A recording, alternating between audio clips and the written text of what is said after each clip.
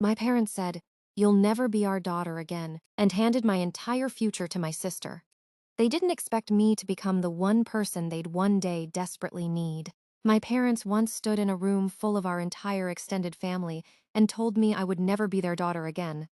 9 years later, those same two people sat in my hospital waiting room, begging a nurse to let them see me because I was the only surgeon in the country who could keep my father alive. But that's not even the part of this story that still keeps me up at night. The part that does is finding out, years after they threw me away, that my sister hadn't just taken everything they were willing to give her. She'd been quietly taking things that belonged to me, my name, my credit, my entire financial identity long after I'd stopped being anyone they claimed to love. My name is Emily. I'm 37 years old. This is what it cost me to become someone my family couldn't afford to lose, right after they decided I was someone they could throw away, and what it cost me to discover just how far my sister had gone to make sure I never fully escaped them at all. I have a younger sister named Vanessa. Growing up, there was no version of our house where we were treated the same, and nobody in my family ever pretended otherwise. If Vanessa broke something, I got blamed for not watching her closely enough. If she failed a test, my mother would ask why I hadn't helped her study, even though Vanessa was only 2 years younger and fully capable of opening a textbook herself. Every birthday in our house was Vanessa's birthday, even when it was mine. Every holiday photo centered around her. When relatives visited, I was introduced as the responsible one, which even as a kid, I understood was just a polite way of saying the one who cleans up after everyone else. Vanessa was introduced as our princess, and she believed it completely. Because why wouldn't she? Nobody in that house ever gave her a reason to doubt it. I did the dishes. I did the laundry. I did my homework at 11 at night, after finishing everyone else's chores, while Vanessa lay on the couch scrolling through her phone, untouched by a single expectation. When I got into medical school fully funded through scholarships, I'd spent 3 years fighting for my parents didn't celebrate. My mother's first comment was that tuition would still be expensive somehow, as if I hadn't just solved that exact problem myself. 4 months later, they bought Vanessa a luxury SUV for her birthday. I told myself it didn't mean anything. I told myself a lot of things, for a long time. By the time I was working nights as a resident and studying during the day, living on instant noodles and 4 hours of sleep, my family had found a much more efficient use for me than gratitude. I became their bank account. Family helps family, my mother would say. Every single time she asked for money, she never once intended to pay back. I covered my father's gambling debts before I understood they were gambling debts. I paid for home repairs on a house I wasn't even allowed to redecorate a single room in. I covered my mother's shopping habit more times than I can count. And Vanessa's vacations. Vanessa's designer handbags. Vanessa's business ideas. 3 of them, each one folding within months, each one somehow requiring just one more loan from me to save it. I never once saw the paperwork on those business ideas. I want you to remember that detail. It matters later. Whenever I said no, and I said no rarely, because saying no came with a price, I was called selfish, ungrateful, heartless. My mother had a particular tone she used for that word, heartless, like she was disappointed in a stranger rather than her own daughter. I kept paying. Not because I had the money to spare, because some small, stubborn part of me still believed that if I gave enough, eventually they'd look at me the way they looked at Vanessa. After years of that, I finally saved enough for a down payment on my own home. Nothing extravagant, just mine. A place with my name on the deed and nobody else's. I was 4 days from closing when my mother called, sobbing, saying they were about to lose the house. Foreclosure. 30 days, maybe less. She begged me to help. I emptied my entire down payment to save them. I let go of my house to keep theirs. 3 months later, I found out completely by accident that there had never been a foreclosure at all. The money I'd handed over had gone straight into a luxury penthouse down payment for Vanessa and her fiancé. I confronted my parents that same week. "You have a career," my father said. "She has dreams. You'll earn more money," my mother said, smiling. This was Vanessa's only chance. I told them, for the first time in 28 years, that I wasn't going to help them again. They didn't come at me quietly. They called a family gathering aunts, uncles, cousins, people I'd grown up seeing every Sunday, and by the time I walked in, the story had already been told without me. I was greedy. I was cruel. I only cared about money. Vanessa cried on cue, telling anyone who'd listen that I'd always hated her, always resented her, always wanted to see her fail. Nobody in that room had watched what actually happened over the last decade. My father stood up, pointed at the front door. If you care more about money than family, you'll never be our daughter again. My mother filled a trash bag with every childhood photo of me she could find. Take your memories with you. We don't need reminders of who you turned into. I didn't cry in that room. I picked up the bag, looked at every relative who wouldn't meet my eyes, and walked out the front door without looking back once. I threw everything I had into my career. Within a few years, I became one of the most respected cardiac specialists in the country.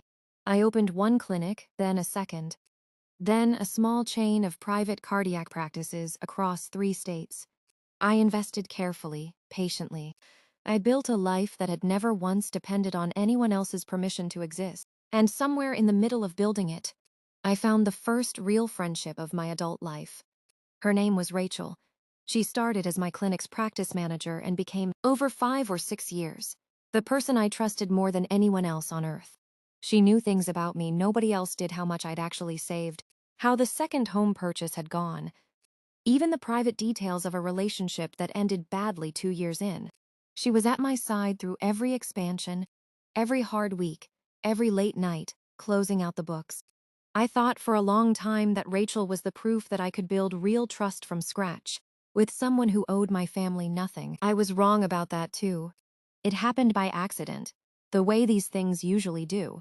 I was borrowing Rachel's phone to make a call during a power outage at the clinic when my own line had died, and a voicemail notification popped up on her screen from a saved contact, simply labeled V. I wasn't trying to snoop. I want to be honest about that. But the preview line was enough to stop me cold. Just tell me if she's seeing anyone yet, and how much the second clinic pulled in this quarter. That's all I need for now. I sat with that phone in my hand for a long moment before I understood what I was looking at. Vanessa, calling my closest friend, asking about me. When I confronted Rachel that same night, she didn't even try to deny it for long. She told me the truth in pieces, the way people do when they've been carrying a lie so long, it's almost a relief to finally put it down. Vanessa had reached out to her almost 4 years earlier, not long after my second clinic opened. Right around the time my name had started showing up in a regional business journal, she'd offered Rachel a modest monthly payment. Framed at first as just wanting to make sure Emily's doing okay, since she won't talk to us, Rachel told herself it was harmless. A worried sister checking in. She never mentioned my income. She insisted, not at first, just health, mood, whether I seemed happy. But it hadn't stayed harmless. Over the years, the questions had gotten more specific. Which properties I owned, which accounts I used most, which bank held my primary business line, whether I'd ever mentioned setting up a trust. Every question Vanessa had ever asked her, Rachel had answered. For 4 years, in exchange for a payment that started at $200 a month and had grown, by the time I found out, to nearly 1,000. I asked Rachel the only question that mattered. Why would Vanessa need to know any of that if we haven't spoken in years? She didn't have an answer that made it better. She just said Vanessa had always framed it as getting ready for when Emily's ready to reconnect, as though my entire financial life was a resource being surveyed for the day. My family decided it was worth reopening the door. It wasn't concern, it was reconnaissance. I let Rachel go that week.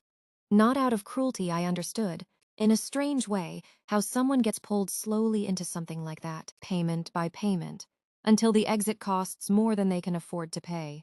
But I couldn't keep someone that close to my life who had spent 4 years being paid to report on it. What I didn't understand yet, what I wouldn't understand for another 2 years, was that the information Rachel had been feeding my family hadn't just been used to plan an eventual reunion. It had been used to figure out exactly which accounts, under exactly which name, would be the easiest ones to quietly borrow against, without anyone noticing for years. That part I wouldn't discover until I applied for a second mortgage and found 3 accounts on my credit report, that I had never opened.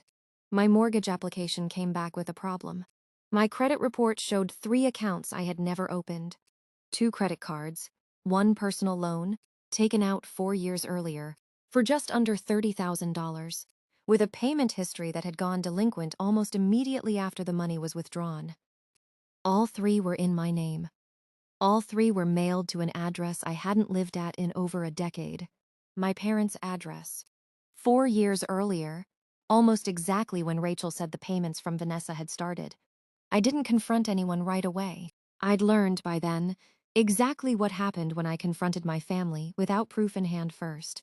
So instead, I hired a forensic accountant, the same way you'd hire a surgeon for a problem you can't fix yourself. It took her 6 weeks to build the full picture, and when she finally sat across from me with the file, I understood why she'd asked to do it in person instead of over email. The loan, the $30,000, had been opened using my social security number and had gone directly toward the closing costs on Vanessa's luxury penthouse. Not my parents' foreclosure money. A second, separate theft layered on top of the first. The 2 credit cards had funded 2 of Vanessa's 3 failed business ideas, the same ones I'd been guilted into bailing out for years. Except this time, when the businesses failed, the debt hadn't gone back to Vanessa at all. It had simply sat there, accumulating interest attached to a credit history that belonged to a sister she'd already convinced an entire family to erase. She hadn't just taken money while I was still in the family. She had kept taking it for years after I was gone, using an identity nobody was watching anymore, and using a paid informant inside my own life to know exactly when and how to do it. My parents' address was on every piece of mail, which meant, at minimum, they'd been receiving the statements, which meant, at minimum, they'd known. I sat with that file for 3 days before I decided what to do with it. Part of me wanted to bury it. Filing a police report meant reopening a door I'd spent 9 years slowly, carefully closing. It meant depositions, maybe a trial, maybe years of being pulled back into a family I'd finally built a life without. But I kept thinking about Rachel's voicemail. I kept thinking about how long they'd been quietly studying my life, like a business they were planning to eventually reacquire. I kept thinking about how easily Vanessa had cried in that living room the day they disowned me. How convincingly she'd told an entire family I'd always hated her, while the whole time, she was still quietly spending money that belonged to a name she'd helped erase. I filed the fraud report. I let the forensic accountant's findings go to a detective who specialized in family-related financial crimes. And then, because there was nothing left to do but wait, I went back to my actual life, the one I'd built without any of them. I genuinely believed at the time that this chapter was finally closed. 2 years after I filed that report, 9 years total since the night in that living room, my assistant knocked on my office door on a rainy Tuesday afternoon and told me 3 people were in the waiting room asking for me by name. I almost didn't go out. Something in the way she said it made my stomach drop before I even saw them. My parents and Vanessa. I barely recognized them. My father, who I remembered as someone who filled a doorway just by standing in it, looked smaller. My mother's hands wouldn't stop shaking. Vanessa stood slightly behind both of them, and in 9 years I don't think I'd ever seen her look at the floor that much, though I now understood there might be more than one reason for that. My father had advanced heart failure. Without immediate surgery, he had at most a few weeks left. There was exactly one surgeon in their insurance network, in their state, with both the specific experience and the current availability to do it in time. Me. Before we even got to the subject of the surgery, my mother said something I wasn't prepared for. The detective called the house again last week. She said quietly, not quite looking at me, about Vanessa, about the loan. I hadn't told them I'd filed it, which meant the investigation had reached them entirely on its own, moving forward with or without my involvement, the way these things eventually do. My father's heart failure, it turned out, wasn't purely bad luck. His cardiologist back home had been warning him for over a year that the stress of an ongoing federal financial investigation into his household, one that had quietly widened to include questions about his signature on some of that loan paperwork, was actively making his condition worse. He'd known about Vanessa's theft almost from the beginning. The accountant later confirmed he just hadn't known how to stop it without admitting, out loud, that his golden child had become something he couldn't control. He'd covered for her instead, for 4 more years, right up until his own heart started failing under the weight of it. I stood in that waiting room and realized the surgery I was about to be asked to perform wasn't just going to save my father's life. It was going to save him from a crisis his own favorite daughter had quietly caused with help from someone I once called my closest friend. Vanessa waited until my parents stepped away to speak with the admitting nurse before she finally spoke to me directly. She didn't apologize, I want to be clear about that, because for one brief, foolish second, I thought that's what was coming. Instead, she asked me to drop the fraud charges. If this goes to trial, she said, it'll kill him faster than the heart failure will. Is that really what you want? To be the reason both things happened? I looked at my sister, the same sister who had cried on command in front of our entire extended family. The same sister who had paid someone to study my life for 4 years so she'd know exactly which accounts to steal from, and I understood. In that moment, that 9 years and 2 federal investigations hadn't changed a single thing about how she operated. She was still trying to make me responsible for the consequences of her choices. You should have thought about that, I told her, before you paid someone to spy on a dead woman's finances. She flinched. I hadn't meant it literally, I wasn't dead, but I understood, watching her face, that as far as she'd been concerned for the last several years, I might as well have been. Easier to steal from someone you've already convinced yourself doesn't exist anymore. I'm not dropping anything, I said, but I am still going to save his life. Those two things aren't related. And you're going to have to sit with that. Word travels fast in families like mine. Within 2 days, relatives who hadn't spoken to me since that living room were flooding my phone with messages I hadn't asked for. Family is family. You should forgive them. Be the bigger person, Emily. Not one of those messages came from someone who had said a single word in my defense the day my mother handed me a trash bag full of my own childhood. And not one of them mentioned the fraud investigation at all, because as far as most of that family knew, none of that had ever happened. I asked my parents one question, in the quietest voice I had, while Vanessa stood there, unable to meet my eyes. Where was all this family, I said, when you watched them throw me away? And where was all this family while she was paying someone to study my life years after I was already gone? Nobody answered. My mother started crying. My father just stared at the floor, and for the first time in his life, I watched him have absolutely nothing to say. I'm not going to pretend I didn't think about walking away from the surgery. I did. For about a day, I let myself imagine simply telling the hospital I had a scheduling conflict. I didn't do that, and it wasn't for them. I agreed to perform the surgery because somewhere in the last 9 years, I had become a person who refused to let bitterness make the same decisions love used to make for me. I wasn't going to let my father die to prove a point, but I also wasn't going to pretend any of it away. I didn't drop the fraud report. I didn't ask the detective to slow down. I didn't let Vanessa's last, quiet threat change a single decision I'd already made. The procedure took just under 6 hours. It was successful. My father woke up in recovery, disoriented, and the first thing he did once he understood where he was and who had been standing over him for 6 hours was start to cry. He asked me to forgive him, not just for the living room. For all 4 years, he'd watched Vanessa spend a stolen identity and said nothing, because saying something meant admitting which daughter he'd actually been protecting the entire time. I looked at all 3 of them one last time before I left that room. My father, weak and weeping, my mother still wringing her hands. Vanessa, finally out of manipulations to try. I saved your life because I'm a doctor. I told him. I owe you nothing, because I'm your daughter, and I'm not protecting Vanessa from what comes next, because nobody ever protected me from either of you or from anyone you paid to watch me. Then I walked out, and for the first time in this entire story, I was the one leaving a room and not looking back, not out of anger this time, but because I finally had somewhere better to be. Vanessa was indicted 8 months later. The trial is still ongoing as I write this. My father recovered fully from the surgery and calls me sometimes now, actual calls, not requests. I don't always answer. I'm allowed to decide at my own pace how much of that family I let back in, if any of it at all. As for Rachel, I never spoke to her again after the night she told me the truth. I've thought Sometimes about what it means that even the trust I built entirely on my own turned out to have a price tag attached the whole time. I've decided it doesn't mean I was foolish for trusting her. It means some people will always be more loyal to whoever's paying them than to whoever they're smiling at. Some debts only run in one direction until the person who's been paying them finally decides to stop, and some people will keep taking.